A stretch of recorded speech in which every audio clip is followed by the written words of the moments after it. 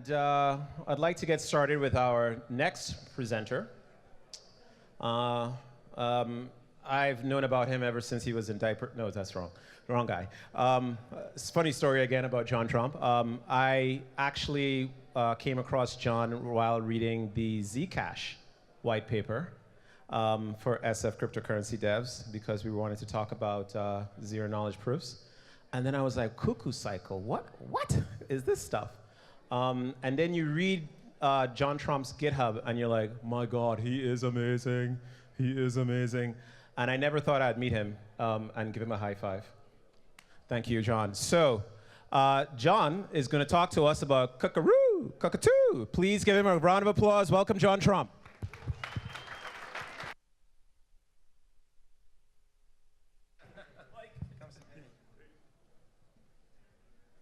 Okay, let's wait for my slides to appear. Oh, there we go. So welcome to cycling class. I will discuss the proof of work of Grin, called Cuckoo Cycle. And I'll start explaining what is a proof of work. The inspiration for Cuckoo Cycle, which is from a computer science data structure known as hash tables, specifically the Cuckoo hash table. I'll actually prove some interesting theorem about expected number of solutions for Cuckoo Cycle. And then I'll discuss the algorithms we use to solve this problem. There's the cycle finding, and actually there is the even more important edge trimming, which really forms the majority of the mining effort. There's two forms of that edge trimming, lean and mean, which I'll explain what are the differences. And there's also several variants in the Cuckoo Cycle family. Important one is Cockatoo Cycle, the one geared for ASICs. And there's also the Cockaroo, which is less interesting. So let's get going. What is the proof of work? This concept was introduced back in '92 by researchers Cynthia Dwork and Moni Naur as a way to fight spam. So the idea is that in order for somebody to get access to your attention, they should prove that they are worthy of your attention. They should spend some effort to get your attention. So they'll have to solve a puzzle. And the puzzle is going to take some serious effort to solve, but it's going to be easy for you to verify because you don't want to spend much resources on people wanting your attention. Also, it's important that any solution to the puzzle is only usable once. It's not reusable for different people, for different messages, or for different times. So the puzzle has to be tied to some message. Let's say a combination of a recipient and header and time. Here you see an example puzzle called Eternity. This is a very tough jigsaw puzzle that was introduced in summer 1999 with a £1 million prize. It was projected to take several years to solve. Every year people can send in solutions all the time, and every year on a fixed date they would reveal all the submitted solutions and if any were correct. It didn't take 4 years. It actually was solved May of next year by two British mathematicians. And then they came out in '97 with a new puzzle, Eternity 2, this time with a $2 million prize. So you can view this as a blockchain with a very high block reward that's currently stuck on block 2. Nobody has solved Eternity 2. But yeah, you can see this took a long time to solve, and it's very easy to verify that this is a solution. So you just have these 209 puzzle pieces. It has not really succeeded too well as a spam fighting measure. The integration into popular email clients proved a big stumbling block. But proof of work has been very, very successful as a key ingredient in cryptocurrencies. Satoshi Nakamoto adopted proof of work as the way to achieve consensus in Bitcoin. Not only that, also as a way to distribute coins. So these are two very important purposes of proof of work. it reaches consensus by everybody agreeing to work on to identify and work on the longest chain, the one that has the most accumulated proof of work. And as long as a majority of miners stick to this rule, then the whole history of transactions will converge. Any possible branches will be quickly resolved just by laws of probability. For application in as proof of work, we also need another property that we can generate these puzzles to be of any desired complexity.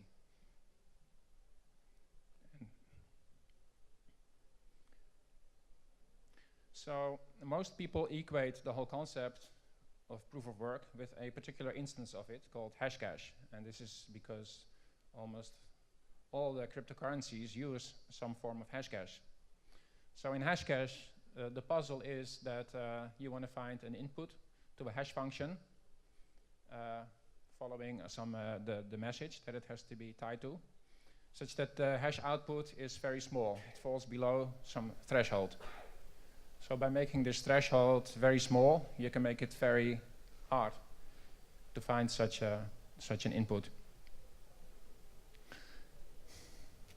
So the many different proofs of work that you find in all the thousands of cryptocurrencies, they just use different flavors of hash function. Bitcoin picked SHA-256 twice, and then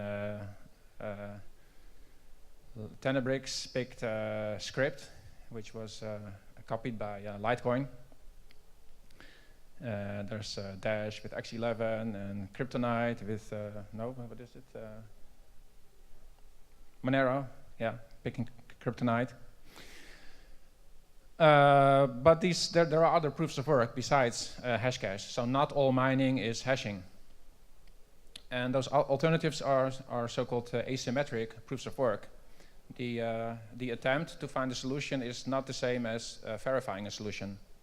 The first example was in 2013 Primecoin, where you want to find certain sequences of prime numbers, so-called Cunningham chains.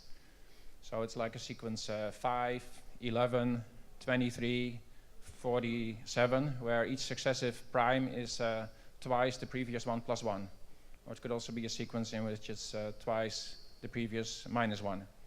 So, of course, the primes you need to find for that are not just small numbers, they are huge numbers. And the digits of the numbers themselves, or the starting number, also has to commit again to the current state of the chain.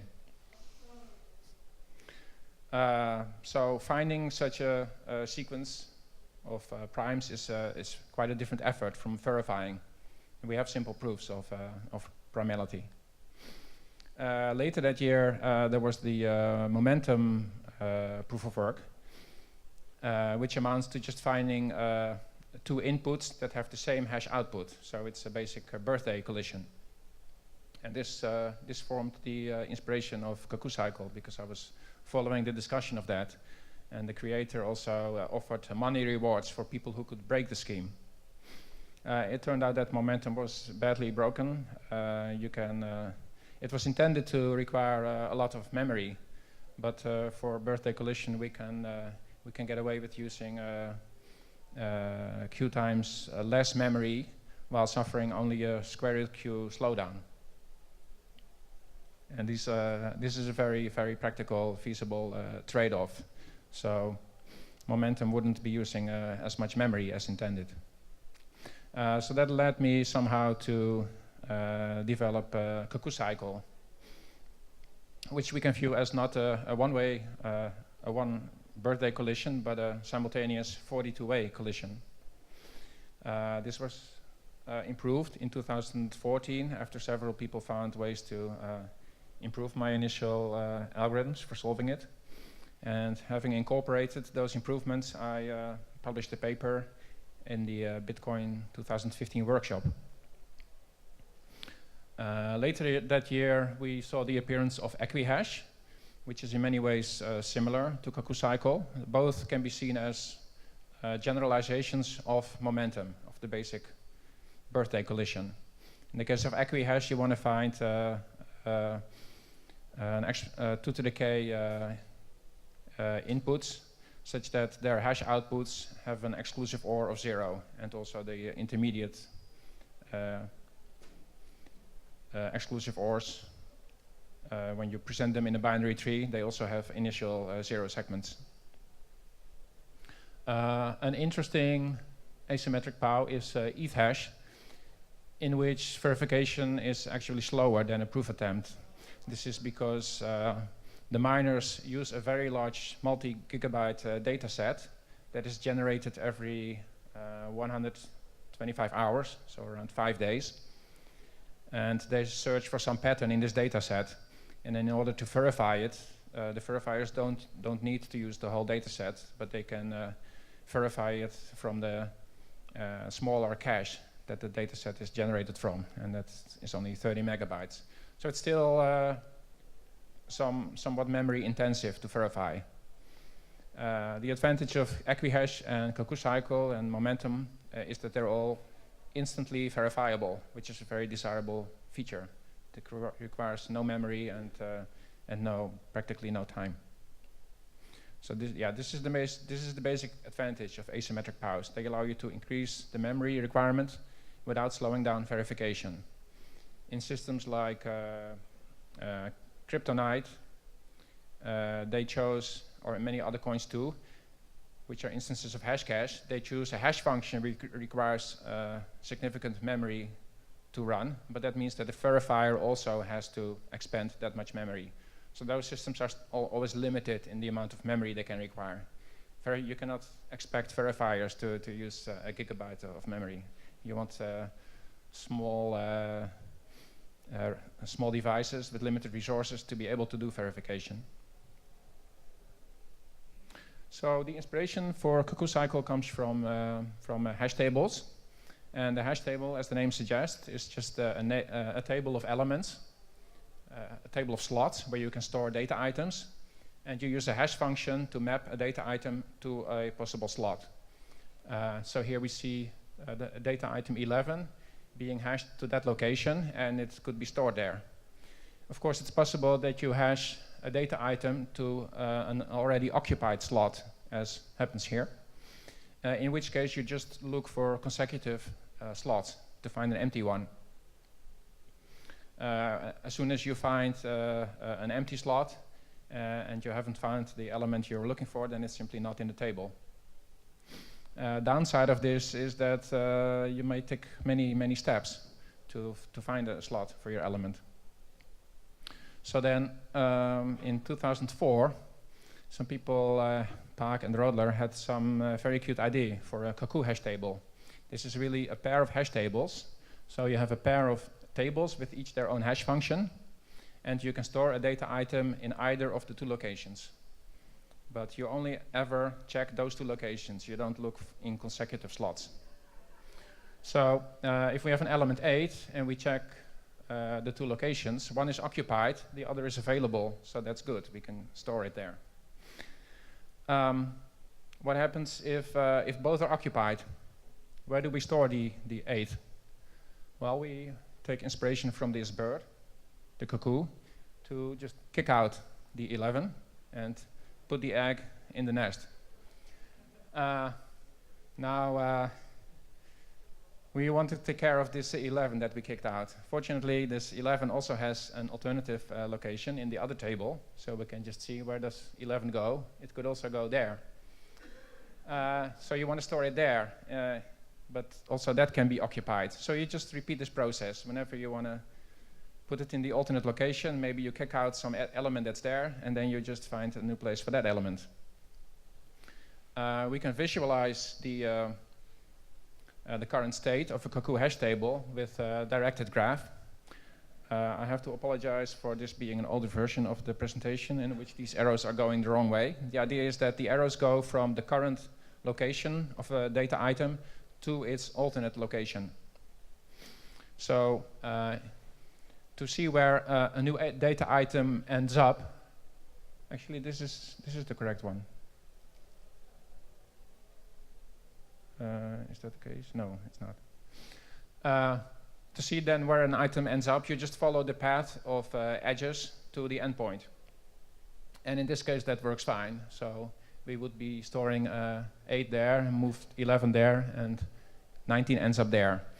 Problem arises if you get back to an earlier slot that you where you evicted an item from, and we see that happening here. If the 19 is sent back to where element 2 was, 2 can go down and kick out 30. But now we've created a cycle, and this is a potential problem for the cuckoo hash table, because now any element that has both locations among these 5 will not be able to fit. So that's according to the pigeonhole principle that says you cannot fit 6 items into 5 locations. So a cycle in this directed cuckoo graph is a necessary but not sufficient condition for a failure to store an item.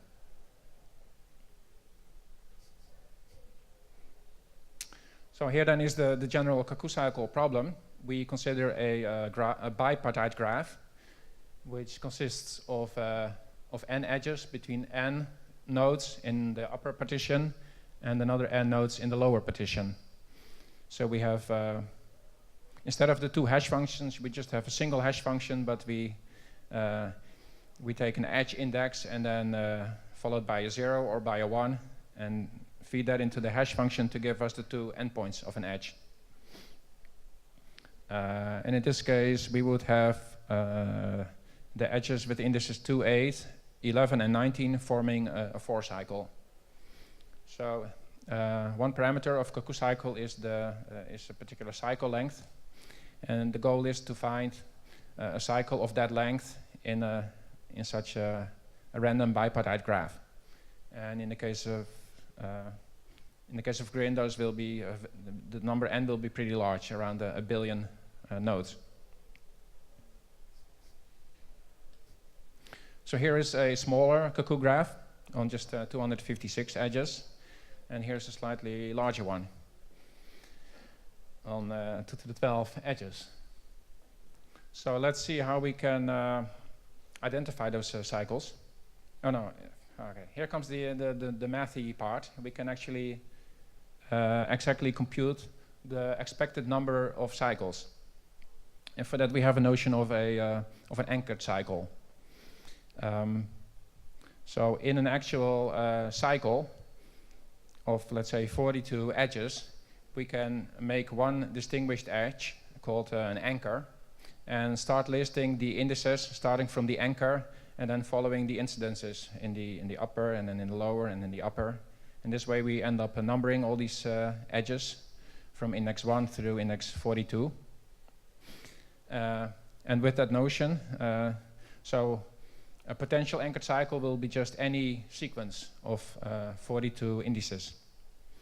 Then to compute the expected number of anchored cycles, we just have the possible number of these sequences, which is n to the power 42, times the probability that such a sequence forms an anchored cycle. And that means that you have to have those 42 edge incidences. So that's again 1 over n to the power 42.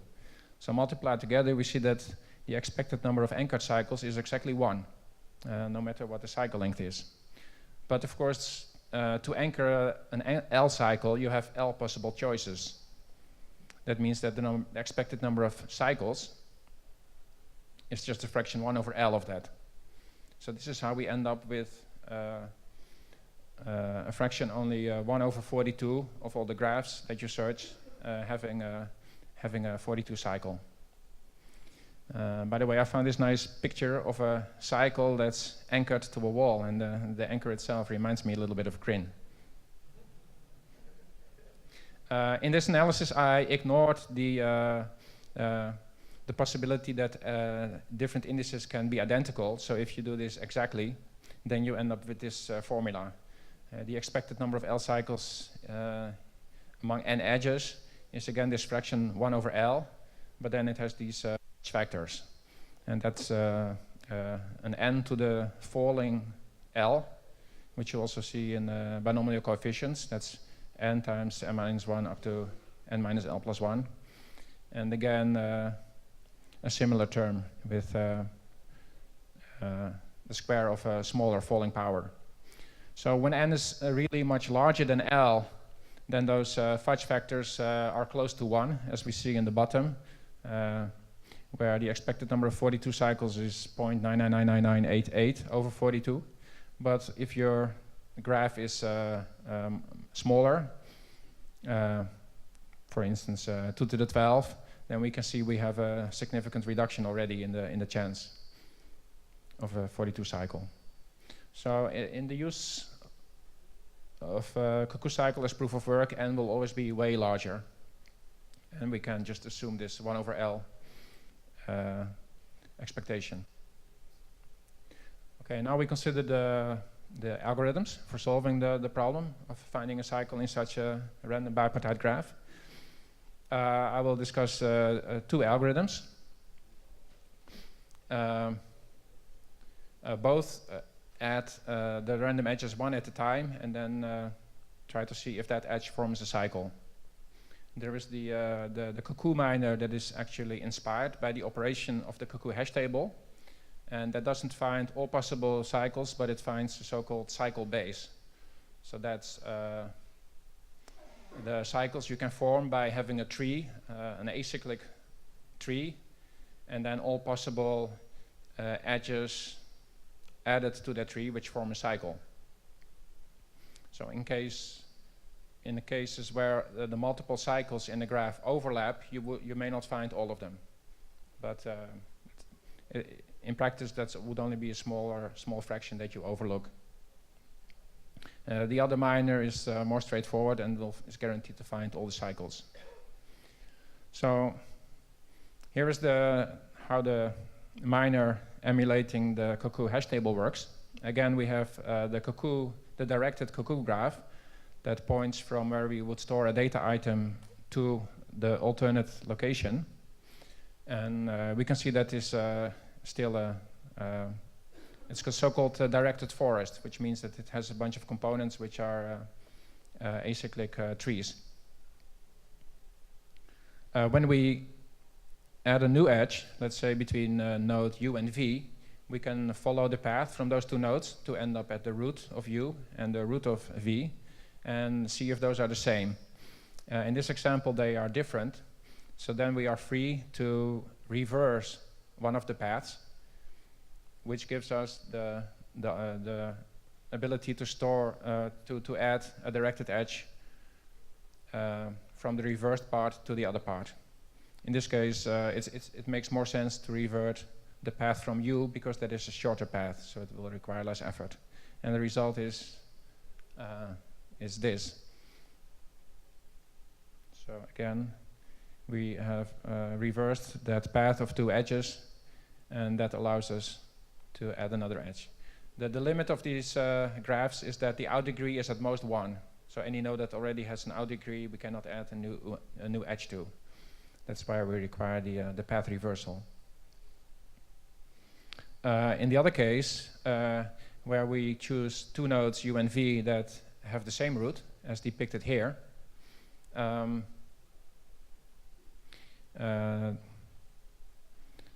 where we have identified a case where we would form a cycle if we added an edge between U and V. So we don't do that. In order to run this algorithm, we need to maintain an acyclic tree, but we can identify the cycle, how long it is, and whether we should report it as a solution. So the advantage of this algorithm is that it's pretty memory efficient. We need only 1 word per node in the graph. So that's 64 bits per edge, because the number of nodes is twice the number of edges. Downside of this algorithm is that all the accesses to the nodes are very random, so it causes high latency. The other miner is more straightforward, although this picture looks a bit daunting. The idea is whenever you add an edge, you're going to search the graph from that edge onward to see if it's the start of any cycle. So that's just a standard depth first search that we all know from computer science. We just follow edges from any node that we are in during the search. We try all possible outgoing edges. And we have another additional bitmap to keep track of which nodes we visited during the search, so we can recognize when we're going back in a loop. And then whenever we get stuck, we backtrack and try the other branches. This search is of course limited to a depth of 42, since we're not interested in any cycles of a length more than 42. This picture shows the actual representation of the graph that you need for doing this search. So you have for every node you have a list of all the edges adjacent to it, and in this representation each edge is split into two half edges. So there's a linked list across all the half edges adjacent to a node, and then the two half edges forming an edge are in adjacent memory locations, so we can easily switch between those. Each half edge also points back to the node that it is adjacent to. So if we count the space used, then it is 32 bits per node to point to the start of the adjacency list. And in every half edge, we have to point to the next member in the adjacency list, and also back to the node that it's adjacent to. So that's 64 bits per half edge and 128 bits per edge. Altogether, 192 bits per edge. So that's 3 times more than in the other algorithm. But the advantage is that we are guaranteed to find all the cycles. And again, this also suffers from the same high latency. So this was my, these are the basic algorithms to actually identify the cycles. You could call them cycle chasers. But this is not the best way to find cycles. One issue is again that they use quite a bit of memory, at least 64 bits per edge. As I mentioned before, all these accesses are random, so causing a lot of latency. And the third issue is that these are very sequential algorithms. So you have to run them single-threaded. All these updates that you do to the graph would lead to chaos if you allowed multiple threads to perform them in parallel. So altogether, this is pretty slow approach. And back in 2014, even before the first published version of Cuckoo Cycle, there's this professor from CMU, David Anderson, who identified big memory savings that turned out to be very crucial. So this is the process of edge trimming. If this is our Cuckoo graph, we can see there are several edges that are adjacent to leaf nodes, nodes with no other edges adjacent to them, just like this edge here. And this edge is never going to be part of a cycle because it has nowhere to go. So if we can identify those edges, then we can just cut them out. So in the first step here, we'll cut away those 2 edges that are adjacent to a leaf node. And that forms, again, new leaf nodes. So we can cut away more edges. And you just repeat this process. At every step, you look at the new leaf nodes that you've created in one of the partitions. And then you remove all the edges adjacent to those. And if you could keep doing that, then, oops. At the end, what you will be left with is a bunch of untrimmable nodes. Untrimmable edges, and those form cycles and possibly paths between cycles. In this case, we find just a single 4 cycle. Here's an example of the edge trimming process. This is a graph with 1,024 edges. And in the first trimming round, you can see we cut out a lot of edges. You can analyze this mathematically, and you will always cut out a fraction of about 1 over e. So that's 36% of the edges. You can also mathematically analyze how much you cut in the second round, which will be more than a factor of 2. So here you're left with about 30% of all the edges. And then you can do more and more trimming rounds. And if you were to go all the way, again, you would just be left with, in this case, a 6 cycle. For the sizes that we actually deal with in Grin, of billions of nodes, it would actually take thousands of trimming rounds to go this far. But we don't do that. We just do 100 or a few hundred rounds, and then we've already cut down our edges to only like 0.1% of the original amount. And that's when we can switch back to one of the other algorithms to actually find the cycles.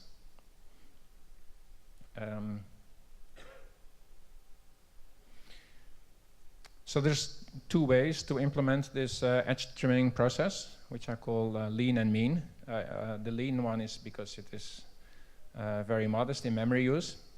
It uses only 1 bit per edge. So what it uses is a bitmap of all the edges to tell you whether an edge is still being considered as a possible cycle edge. So the way that lean works is in a single round, it goes over the bitmap. So for any remaining edge, it will count the degree of the node it is adjacent to in one of the partitions. So you have counters for all the nodes in one partition, starting at 0, and when you have an edge adjacent to it, you increase the counter, but you only have to count up to 2. So the counters have 3 possible values. When you've passed over all the edges, you have identified the degrees of all the nodes. So then in the next round, when you pass over the edges, you can identify which are the edges adjacent to a leaf node. Those will only have a count of 1, and those are the ones you can remove just by kicking them out of the bitmap. So this uses 1 bit per edge and 2 bits per node. But again, there are techniques to reduce that number of node bits that I won't go into. However, the pattern of accessing the bits is completely random. So there was another method introduced, mean mining, that avoids the random accesses that can become very costly. In that approach, we don't use a bitmap for the edges. We just store all edges explicitly, but we put them in different buckets. So by using, for instance, on the GPU, 64 times 64 buckets, 4096, we are left with only a small fraction of edges in each individual bucket. So once we've sorted all the edges with the bucket sort into buckets, we can just handle each bucket individually and use basically lean mining within the bucket. So then, because we only need a small number of bits, we can actually do that within cache or fast memory, where the latency doesn't hurt us. But that uses 32 bits per edge on a CPU, or for a GPU, it's usually better to explicitly store both the endpoints of an edge, which doubles the memory per edge to 64 bits. But then your accesses are mostly sequential. All the bucket sorting is relatively sequential. It's like having 4096 separate streams to memory, and you can collect a lot of items before you write them to memory. How am I doing on time? Okay, keep going.